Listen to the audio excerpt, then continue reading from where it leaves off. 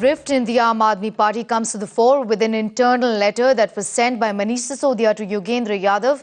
In his letter, Manish Sisodia has accused Yadav of not only fueling factionalism in the party, but even asking him if he is trying to finish off the party. Manish Sisodia's letter comes a day before the party's national executive meet in the capital. Pooja joining us for more on that. Pooja, coming to you, this is a huge setback for the Aam Aadmi Party and bad blood really in the top leadership. Well, that's an angry Manish Sisodia who's in fact written this letter to Yogendra Yadav. Basically, first, there are three basic pointers in the letter. One, with regard to the fight, a public fight in fact between Naveen Jaihind and Yogendra Yadav, which Manish Sisodia is extremely angry that the fight was taken to public and why in fact, why did such internal matters had to be in fact brought out in front of public when the elections were in fact happening.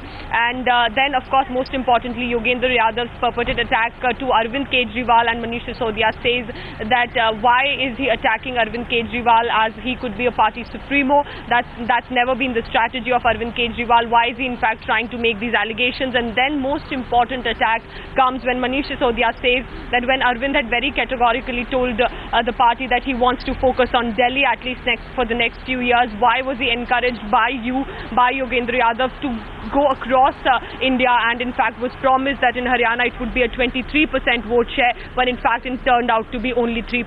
So therefore Manish Sisodia is questioning Yogendra Yadav back, stating that his surveys in fact this time were extremely wrong and he needs to answer rather than putting the blame on Arvind Kejriwal. So he is defending Kejriwal, but the fact is these are the top leaders of the Aam Aadmi Party. These are the founding members who in fact had the core committee to them, and therefore when the blame game is happening after that Lok Sabha poll debacle, this is certainly not sitting well for the Aam Aadmi Party. But will they really be able to come out of it? That remains to be seen, specifically ahead of repolls in the national capital. But I can tell you that it is very important, even though Arvind is trying to go to these mohalla sabhas that are happening, the public meetings, but as of now, situation within the Aam Aadmi Party not at the juncture that they would have wanted. Back to you. Right, Pooja, hold on to your thoughts for a moment. Let's listen into what Ilyas Azmi, Aam Aadmi Party leader, had to say. अपराधीकरण के खिलाफ party बिल्कुल 100% अपनी जगह पर कायम है, रही और आज भी है। यानी एक भी किसी गलत आदमी को टिकट नहीं दिया गया। अनजाने में कहीं किसी को से भूल चूक हो गई हो तो अलग बात है। दो मामलों में पार्टी पूरी तरह एक वो रही, लेकिन स्वराज्य के मामले में दो बातें हुई। एक तो ओकल लोग आए थे और वो आपस में भी स्वराज को बहुत ज्यादा बढ़ाने लगे, जनता पार्टी की तरह।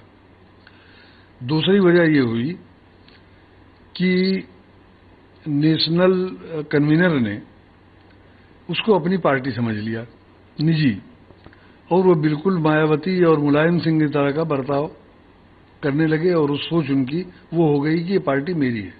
लेकिन देखा जाए तो नतीजा ये, सुन लीजिए, नतीजा ये हुआ कि जो ऊपर पीएससी और नेशनल एग्जीक्यूटिव के लेवल पर, well, generally political parties after a massive defeat goes into introspection.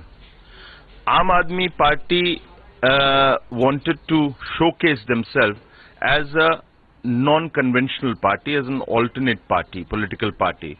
Unfortunately, they are behaving no less than what the Congress has been behaving, and therefore if you see, like the Congress is guarding, protecting the Gandhi family and blaming everybody else, the same is the state in Aam Aadmi Party. Everybody is to be blamed except Mr. Kejriwal.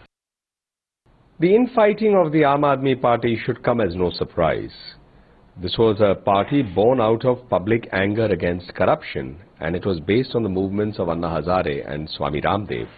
What came out is they rode the Aam Aadmi's anger, the real Indians' anger, and created a political party. But what time has shown is they have no ideology. Their only ideology or commitment is towards accusations. They don't have an agenda of governance. They make governance a joke in itself. They only accuse people, they like to break the law themselves, and then they expect a different set of rules for themselves. we should also bear in mind what keeps them together or kept them together so far was only their hunger of being in the media and being popular through the media. It's an unfortunate example of what a political party should not be.